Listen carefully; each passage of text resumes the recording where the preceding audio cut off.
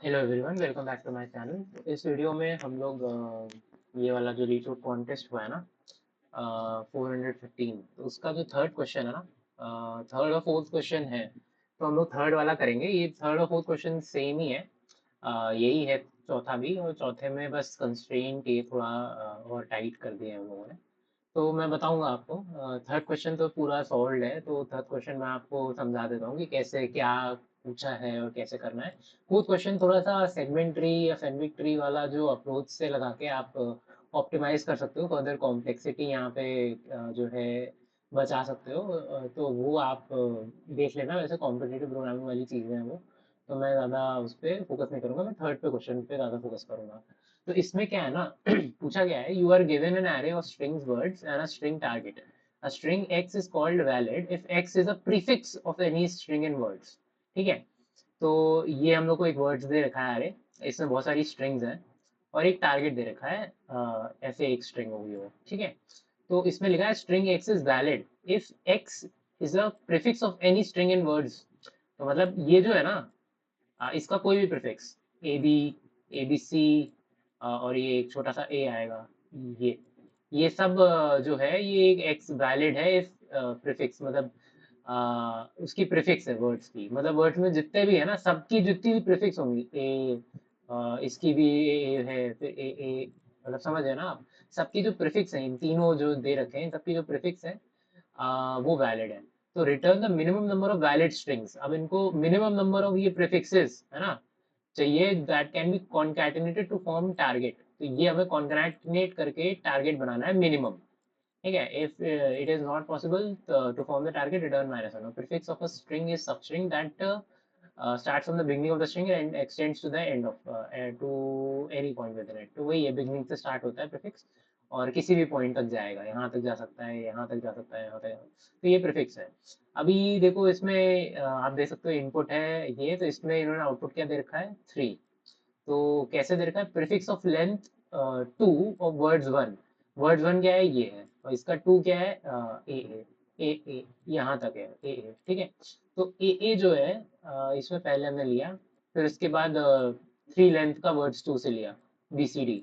तो यहाँ देखो ए के बाद बी सी डी आया, ठीक है। फिर उसके बाद ए बी सी।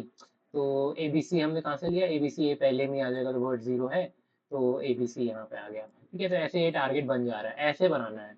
अब ये आपको इमीडिएटली आप लोग सोचो तो, इसको अगर मतलब हम इस तरह से सोचते हैं, अगर ये टारगेट है और इसमें एक ही स्ट्रिंग है, ठीक है, अगर ये इतना एरे ना होता, एक ही स्ट्रिंग होता, तो डीपी का क्वेश्चन है ना ये। आपको इंट्यूशन ऐसे आएगा इस क्वेश्चन का, कि अगर आप ऐसे सोचो, अगर ये पूरा एरे नहीं है, इसमें एक ही स्ट्रिंग थी ये, ठीक है। तो अभी इस स्ट्रिंग में और इस स्ट्रिंग में कॉन्कैटिनेट करके सारे प्रीफिक्सेस निकाल के कॉन्कैटिनेट करना है। तो वो कैसे होगा, डीपी से होगा ना, रिकर्जन से होगा। कि आप सपोज बीसी है, बीसी में आपने चेक कर लिया कि यहाँ कॉन्कैटिनेट करके बन रहा है, नहीं बन रहा है तो आपने एक आगे वाले पे कॉल किया। तो ऐसे करके आपको बहुत सारे कॉम्बिनेशन लाने पड़ेंगे ना, तब रिकर्जन डीपी आपके बनेगा। पर यहाँ पे क्या है ना, बहुत सारे दे रखा है, वर्ड्स की भी लेंथ अच्छी खासी, वर्ड्स डॉट लेंथ देखिए आप 100 है। तो अब आप देखो 100 है और वर्ड्स आई की लेंथ मतलब 10⁻³ है। इसमें भी अगर हम कुछ प्रोसेसिंग करें ना, तो ये 10⁻³ ले लेगा, और पूरा 10⁻² है, तो 10⁻5 अगर हम लोग पूरा इसके ऊपर आइटरेट करेंगे ना, 10⁻5 चला जाएगा हमारा, है ना। और टारगेट की लेंथ इन्होंने देख रखी है 10⁻3। तो आप समझ सकते हैं इसमें रिकर्जन लग सकता है टारगेट में केवल। पर यहाँ पे कुछ प्री प्रोसेसिंग करनी पड़ेगी यार, ऐसे नहीं काम बनेगा। अब प्री प्रोसेसिंग से हमें याद आता है, प्रीफिक्स के केस में हम क्या प्री प्रोसेसिंग कर सकते हैं। तो आप देख सकते हो मैंने एक ट्राई का कोड लिख रखा है, क्यों, ये स्पॉइलर है आपके लिए भाई। ट्राई डेटा स्ट्रक्चर में हम प्रीफिक्स स्टोर कराते हैं, है ना। ट्राई में यही बेसिक काम है कि ट्राई में आप प्रीफिक्स स्टोर कराते चले जाओ। तो try definitely can work here, है ना। पर प्रीफिक्स स्टोर करने का ना हमारे पास दो दो मतलब स्ट्रिंग एल्गोरिथम्स भी हैं, वो भी आप यूज कर सकते हो। ट्राई क्या है ना, ये ट्राई वाली अप्रोच जो है, ये डेटा स्ट्रक्चर में आपने स्टोर किया, फिर उसके बाद आप उसमें रिकर्जन यूज करोगे, जैसे यहाँ पे ये ऐसे दिखा रखा है। दिस इज नॉट मतलब मेरे हिसाब से बहुत ज़्यादा, मतलब जो इंट्यूटिव कह सकते हो, इंट्यूटिव है।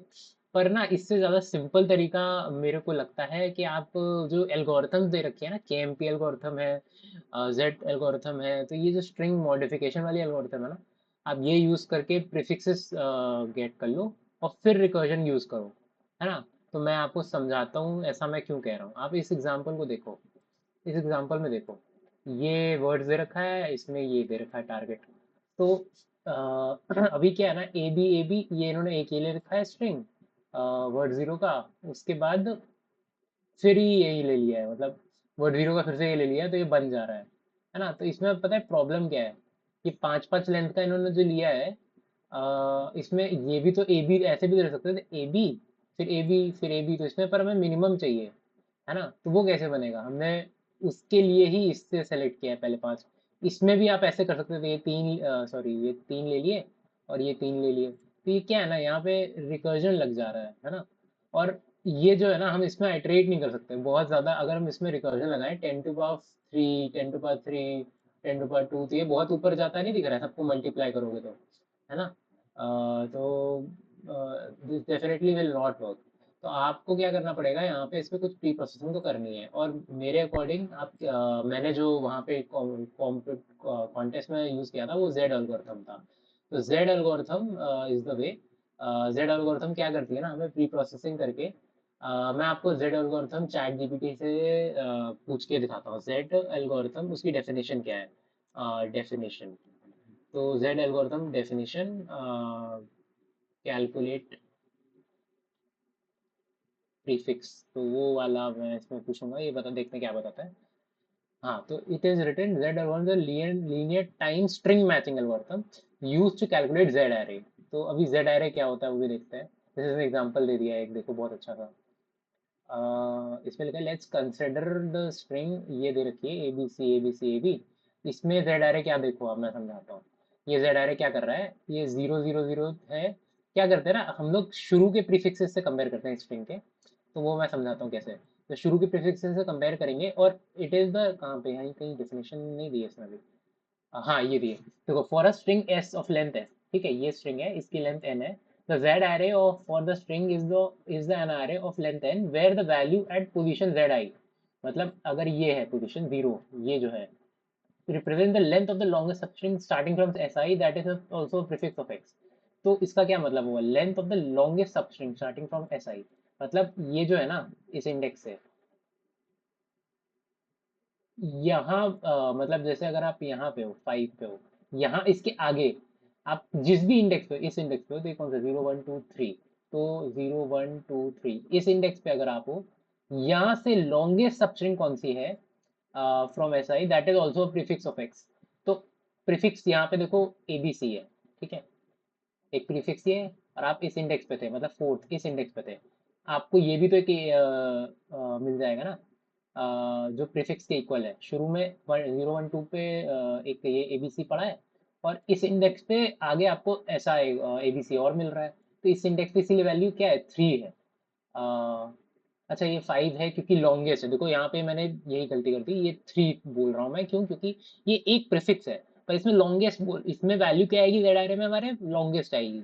तो ए बी सी ए बी, देखो ये लॉन्गेस्ट है, और यहाँ से भी चालू करोगे ना A B C A B, 5 length का देखो एक लॉन्गेस्ट बना, तो वो यहाँ पे हमें इंडेक्स में मिल जा रहा है ना। अब आप सोचो ये जेड आर में क्यों चाहिए, ये जेड आर में इसलिए चाहिए क्योंकि हम इसका यूज करके रिकर्जन कोड लिख सकते हैं अपना, समझ रहे हो। रिकर्जन कैसे, कि भाई अगर मेरे को ये एरे मिल गया है, ठीक है, और ये एरे मैंने यूज करके, ये सपोज यहाँ से 5 मुझे पता है, मेरे को ये वैल्यू पता है, यहाँ से लॉन्गेस्ट जो सबस्ट्रिंग है, जो प्रीफिक्स है, जो इट इज ऑल्सो प्रीफिक्स, है ना। तो मैं इसका यूज करके, प्रीफिक्स से मेरा क्या मतलब है, देखो आप इसमें कंफ्यूज हो सकते हो कि ए बी सी दे रखा है, मैं कैसे भेजूंगा ना अपने एरे को, मैं ऐसे भेजूंगा। जो ये अपना यहाँ पे वर्ड्स है ना, ये ए बी सी, और इसको कंबाइन कर दूंगा हैश के यूज, मतलब बीच में हैश लगा के, मतलब ऐसे। आप इसको देखो यहाँ पे मैंने लिखा हुआ है, ये देखो word, word plus hash plus target, मैं इसको इसके पहले यहाँ पे एबीसी को हैश के साथ अटैच करके टारगेट में लगा दूंगा। तो हमारा बेसिकली जो स्ट्रिंग बनेगा ना वो ऐसा बनेगा, A B C hash A B C A B C A B C A B, है ना। तो ऐसे क्या होगा ना, ये जो ये आपने केएमपी एल्गोरिथम में भी अगर जिसने किया है तो उसको आइडिया होगा कि हम इसमें इस चीज का प्रीफिक्स ये प्रीफिक्स मान लेंगे, ये प्रीफिक्स है ना। अब हम इसका जेड एल्गोरिथम से यहाँ पे सारी वैल्यू ले लेंगे कि ए बी सी हमारे आगे यहाँ पे सबसे ज्यादा मतलब हर इंडेक्स पे कितनी बार है, यहाँ पे जैसे वैल्यू 3 आ जाएगी, है ना, क्योंकि हमें पता है यहाँ पे 3 है। अभी बी से, तो बी पे 0 आ जाएगी क्योंकि बी से स्टार्टिंग ही नहीं है प्रीफिक्स की, तो 0 है। सी से भी 0, ए से फिर आया तो अब ये भी देखो 3 आ जाएगी वैल्यू यहाँ पे। तो हमें पता है कि कितना जम्प हम ले सकते हैं बेसिकली। तो ये सीन है। मैं आपको यहाँ पे जेड एल्गोरिथम से एक बार और आपको इम्प्लीमेंट करके दिखा देता हूँ। मैं चैट जीपीटी से ही बोलता हूँ, implement Z function, Z algo algo in CPP. तो ये जो एरे देगा ना, मैं आपको अभी दिखाता हूँ इससे हम लोग को क्या फ़ायदा होगा। मैं बेसिकली क्या करना चाह रहा हूँ, ये जो है हैश के साथ कंबाइन करके इसके साथ दे दूंगा और फिर जेड एरे कैलकुलेट कर लूंगा। और वो जो जेड एरे होगा, मैंने अभी ट्रिम इसलिए किया है क्योंकि देखो जेड एरे जो होगा ना, मेरे को दिखाना पड़ेगा आपको। मैं यहाँ पे दिखाता हूँ। अगर मैंने suppose A B C hash, इसी एग्जांपल पे आ जाते हैं, ये जो एग्जांपल है, तो इसमें मैंने ऐसे भेजा है अगर अपना स्ट्रिंग, तो इसमें एबीसी जो है ना भाई, ये एबीसी यहाँ तक मतलब ये इनकी इन चार की भी वैल्यू दे देगा मुझे अपने जेड एरे में। तो जेड एरे मेरे को टोटल कंबाइंड जेड एरे होगी। तो मैं क्या करना चाहूँगा, मैं इतना चाहता हूँ, मेरे को मतलब तो इतने से है ना, ये टारगेट वाली से मतलब है, तो मैं इतने का एक्सट्रैक्ट कर लूंगा। तो मैंने इस लाइन में देखो ये किया है। बेसिकली ये क्या कर रहा हूँ, मैं प्री प्रोसेसिंग कर रहा हूँ अपनी वर्ड एरे पे, इस एरे पे। मैंने कहा था ना एक प्री प्रोसेसिंग की जरूरत है। तो प्रीफिक्सेस का हम लोग बना लेंगे जेड एरे। तो हम लोग क्या करेंगे, ये इस पे मैं घुसा वर्ड ऑफ वर्ड्स, और फिर मैंने एक जेड फंक्शन ले लिया। जो ये मैंने यहाँ पे जेड जेड जेड एरे निकाला है, ये क्या है ना, ओ ऑफ एन में काम करता है। ये ओ ऑफ एन में आपको जेड फंक्शन दे देगा, मतलब जेड जो एरे है वो दे देगा। तो वो मैंने एरे ले लिया यहाँ पे और उसको ट्रिम कर लिया यहाँ पे, ये देखो ट्रिम किया है। तो ये लाइन पे ट्रिम करने का मतलब क्या है, मेरे को अब ये एरे जो है ना इतना रह गया, इसकी मेरे को वैल्यूज मिल जाएंगी नीचे, है ना। तो ये जेड में इस ट्रिमिंग से हमें मिल गया यहाँ पे। ठीक है। अब क्या है, ये मेरे को वैल्यूज मिल गई। यहाँ पे जेड एरे ऐसे कुछ होगा, 1 2 3 0 0 0 1, है ना, ऐसे कुछ मिल जाएगा हमें। इतना एरे जो है ना, इस एरे पे हम घुसेंगे, फिर इसके बाद देखो नेक्स्ट लाइन पे घुसा हूँ मैं इस एरे पे। और जहाँ जहाँ नॉट जीरो है, मैं उसका मैंने यहाँ पे एक और वेक्टर प्रीवियस डिक्लेयर कर लिया है, और उसमें मैं इसका मैक्सिमम स्टोर करा रहा हूँ। क्यों करा रहा हूँ, क्योंकि देखो मैंने अभी एक तो ये है, एक मैं फिर इसके बाद ये भेजूंगा नीचे, ए कंबाइंड विद दिस हैश, है ना। हर आइट्रेशन में ये ऐसे जाएगा। एक सेकेंड। तो हर आइट्रेशन में ऐसे जाएगा, फिर उसके बाद ये चला जाएगा बी सी डी, है ना। तो इसमें हर में एक जेड एरे निकलेगा ऐसा, है ना, हर का एक जेड एरे निकलेगा। मैं चाह रहा हूँ जो भी ये है ना, मेरे को मैक्सिमम मिल जाए। यहाँ पे 1 2 3 है, कहीं पे 1 होगा, 1 1 1 होगा। तो उसमें जो मैक्सिमम हो ना मेरे इस फाइनल एरे में, ये जो फाइनल एरे है, वो स्टोर हो जाए, तो मैं मैक्सिमम स्टोर कराता जा रहा हूँ। तो नॉट देखो जीरो वैल्यू पे तो मतलब नहीं, तो नॉट इक्वल टू जीरो, जहाँ पे वैल्यू है 1 2 3, जहाँ उसका मैक्सिमम जेड एरे में, सारी जो जेड एरे बन रही है ना, तीन इस केस में तीन बनेंगी, उसमें सबका मैक्सिमम जो वैल्यू होगा ना, ये 2 3, वो मैं यहाँ इसमें अपने मैक्सिमम सब स्ट्रिंग प्रीफिक्स में मैं स्टोर करा लूंगा। अब कुछ एक फाइनल जेड एरे बनेगा, उस पे अब हम लोग डीपी लगा सकते हैं, है ना। तो ये इतना खतरनाक क्वेश्चन है कि भाई वो जो फाइनल जेड एरे बन रहा है ना, उस पे अब आप डीपी लगा सकते हो इंस्टेड ऑफ टारगेट, समझे। इसलिए जेड एरे की इतनी हम लोग वो कर रहे थे पूरा इतने टाइम से, है ना। तो अब यहाँ पे देखो मैंने डीपी लगाया है, ये जो रिकर्जन है ना, मैंने यहाँ पे रिकर्जन कॉल किया है। अब ये कोड ही मेन था, ये बहुत सिंपल सा कोड है। अगर आप सोचो, हम लोग बस सारे कॉम्बिनेशन बना रहे हैं। कैसे बना रहे हैं ये कोड, में बहुत बहुत आपको इजीली समझा देता हूँ।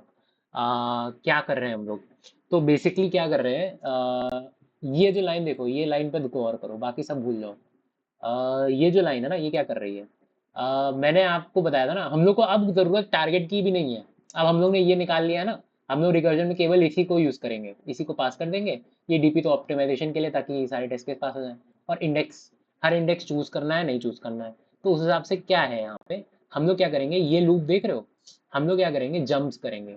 तो जंप से मेरा क्या मतलब है, ये जो है ना, अब हम लोग को देखो यहाँ पे मैक्सिमम हमें पता चल गया है कि मैक्सिमम पूरी हमारी जो एरे है ना, इसमें मैक्सिमम किसी जैसे इस इंडेक्स पे है, ए पे है, तो यहाँ से हमें पता है कि कौन सा प्रीफिक्स इस एरे का जो है सबसे बड़ा जो है, वो हमें जेड एरे दे देगा यहाँ पे उस इंडेक्स पे, उसी इंडेक्स पे मिल जाएगा। ए पे है तो इसी इंडेक्स पे हमें पता है कि यहाँ से हम कितना जंप मैक्सिमम ले सकते हैं।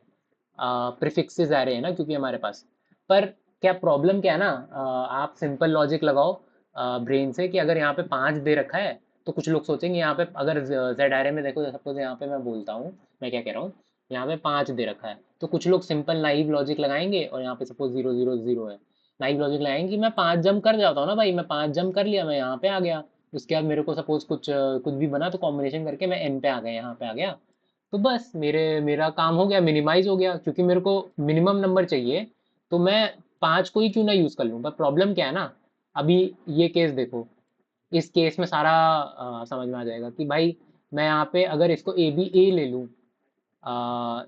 इस केस में तो देखो जैसे 5 5 है ना, ये केस थोड़ा कंफ्यूजिंग है। 5 ले लिया, देखो कहाँ गया, ए बी ए बाबा है ना, तो ए बाबा ले लिया इतना, और इसी को 2 बार कंबाइन कर दिया यहाँ पे, तो ये बन जा रहा है। तो ये जो है ना, ये लॉजिक, यहाँ पे आप कंफ्यूज हो जाओगे कि भाई 5 ले लिया मैंने तो मेरा काम हो गया, पर नहीं, ये हमें रिकर्जन से करना है। हमें पता है कि ये मैक्सिमम जंप ये ले सकते हैं हम, है ना, पर हम लेंगे नहीं, है ना। हम सारे केस ट्राई कर लेंगे कि भाई मैंने एक बार मैक्सिमम जंप वाला ले लिया कि भाई 5 5 हॉप मार दी मैंने, ठीक है, एक बार मैंने एक हॉप मारी, एक बार मैंने 2 हॉप मारी, एक बार मैंने 3 की हॉप मारी, 4 की हॉप मारी, सब में से जो मैक्सिमम मेरे को आंसर लाके दे देगा वो मेरा आंसर हो जाएगा, समझ रहे हो। नहीं सॉरी, हमें मिनिमम चाहिए ना, तो मिनिमम ठीक है, मैक्सिमम हो या मिनिमम हो कुछ भी आप कर सकते हो, तो मिनिमम चाहिए तो मिनिमम, जो मिनिमम लाके दे देगा वो मेरा आंसर हो जाएगा, तो वही क्या है। अभी मैंने क्या है, मेरे को पता है मैक्सिमम जंप मेरी क्या है, max substring of index plus 1, जो जेड इंडेक्स हमने इतनी मेहनत से निकाला है, वहां पे हमें पता है कि मैक्सिमम जंप इतनी हो सकती है, 5 की हो सकती है, तो 1 से चालू करेंगे, और उस इंडेक्स की वैल्यू तक, मतलब जो उस लेंथ है, इसीलिए +1 क्या है, उस लेंथ तक हमें जाना है, सारी वैल्यूज का हम जंप ले लेंगे, बस इतना सा है। तो वही किया, इंडेक्स प्लस आई कर दिया है, इंडेक्स प्लस आई मतलब ये 1 2 3, जब तक ये मैक्स सबस्ट्रिंग ऑफ इंडेक्स जो भी है, सपोज 5 था इसमें, तो 5 जब तक रीच नहीं हो जाएगा, तो 1 2 3 4 5, है ना, ऐसा ऐसा जंप मारेंगे रिकर्शन से, 1 2 इंडेक्स +1 इंडेक्स +2 इंडेक्स +3, जब तक 5 नहीं आ जाएगा, ठीक है, इंडेक्स +5 उसका भी जंप मारेंगे, ठीक है, वो जंप मारा, और और ये जो +1 है ना, ये क्या है +1, आप खुद सोचो क्या है।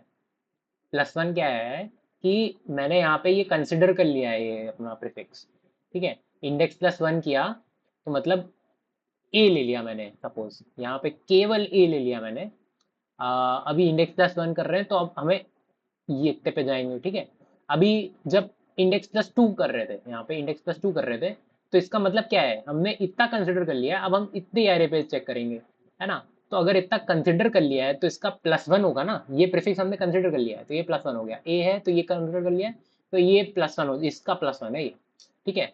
तो हमने उसका एक ऐड कर लिया, और इसमें जो भी आंसर आएगा ना रिकर्जन से, उसका मिनिमम ले लेंगे, ठीक है, इसलिए ये मिनिमम लिया है। इस फॉर लूप में बहुत सारी वैल्यू आएंगी इस रिकर्शन से, इंडेक्स +1 की एक वैल्यू आएगी, इंडेक्स +2 की आएगी, इंडेक्स 3 आएगी, उन सब का मिनिमम ले लिया, और वही अपने रिटर्न कर दिया। अभी बेस केस क्या है, हमें जाना क्या है, मकसद क्या है, गोल क्या है, एन तक पहुंचना है भाई, हमें ये एरे जो है ना इसके एंड तक पहुंचना है, तो ये एन तक पहुंच गए, और तो हमने 0 रिटर्न कर दिया, तो यहाँ पे हमें पता है कि ये रिकर्जन हमें सॉरी ये रिकर्जन ना, ये 0 रिटर्न कर देना चाहिए जब हम एंड में पहुंच, ये एन पे आ गए, क्योंकि एन मतलब हम लोग आउट ऑफ बाउंड हो गए ना, और ग्रेटर देन एन है, ये मेन चीज़ है, ग्रेटर देन एन है तो इंटरमैक्स क्यों कर रहे हैं, क्यों, क्योंकि हमें मिनिमम चाहिए ना, तो मिनिमम चाहिए, और ग्रेटर देन एन हो गया है ना, तो इसका मतलब है कि कुछ मैंने गलत ले लिया, हमें एन पे ही जाना है, यही मेरी डेस्टिनेशन है, एन से ऊपर हो गया ना, तो मतलब वो जो आइट्रेशन है वो इनवैलिड है, सिंपल तौर पे, तो ये इंटरमैक्स कर दिया यहाँ पे, वो हमें चाहिए ही नहीं, तो हमने ये रिकर्जन में इंटरमैक्स आएगा जब, तो दूसरी वैल्यू कंसिडर नहीं हो जाएगी मिनिमम की, है ना, तो वो वैल्यू नहीं कंसिडर करनी है बेसिकली, तो इसलिए हमने यहाँ पे ये लाइन बहुत जरूरी है, हमने यहाँ पे दे दी है। और बाकी फिर ये तो डीपी ऑप्टिमाइजेशन है, मेमोराइजेशन कर दिया है ताकि कोड रन हो जाए, तो एक बार हम लोग इसको रन करके देख लेते हैं। ये बेसिकली रनिंग भी है, ठीक है, देखो रन हो गया, मैं इसको एक सीधा ही सबमिट कर देता हूँ ना, ठीक है, देखो सबमिट हो गया। तो जेड आर ए बेसिकली यहाँ पे ये जो है ना, ये फंक्शन है, ये फंक्शन बहुत काम का है, ये ओ ऑफ एन में हम लोग को वो जेड आर ए बना के दे देता है, जो प्रीफिक्सेस हम लोग को लॉन्गेस्ट जम्प जितनी हम कर सकते हैं किसी इंडेक्स से, वो ला के दे देती हैं। तो बेसिकली ये कोड आप एक बार समझ लेना, ये आपके लिए होमवर्क रहेगा, आप खुद भी समझ सकते हो इस कोड को, काफ़ी ही क्या कहूँगा मैं इसको, इसका भी इन डेप्थ ही अगर मैं समझाने लग जाऊँगा ना तो बहुत ज़्यादा ही टाइम लग जाएगा, इतना हम लोग का टाइम नहीं है। और जो नेक्स्ट क्वेश्चन है इसका जो कॉन्टेस्ट था, हम लोग का कॉन्टेस्ट कहाँ गया, तो कॉन्टेस्ट दिखाता हूँ आपको। तो कॉन्टेस्ट में चलते हैं, इसमें कॉन्टेस्ट में जो लास्ट वाला क्वेश्चन है ना, ये वाला क्वेश्चन, तो ये वाला क्वेश्चन ना इसका ऑप्टिमाइजेशन है। अ, ये देखो, ये जो है ना ये ऑप्टिमाइज है, इसमें सेगमेंट ट्री लगेगी यार, है ना। तो सेगमेंट ट्री पढ़ाया नहीं सकते क्योंकि वो सीपी का कोड हो जाता है, तो उसमें 10 to the 4 दे रखा है, लिटरली डिट्टो क्वेश्चन है ना। 10 to the 4 दे रखा है, तो इसमें सेगमेंट ट्री से ऑप्टिमाइज कर लेंगे हम लोग बेसिकली, है ना। चलो ठीक है, thank you, that's it for this video.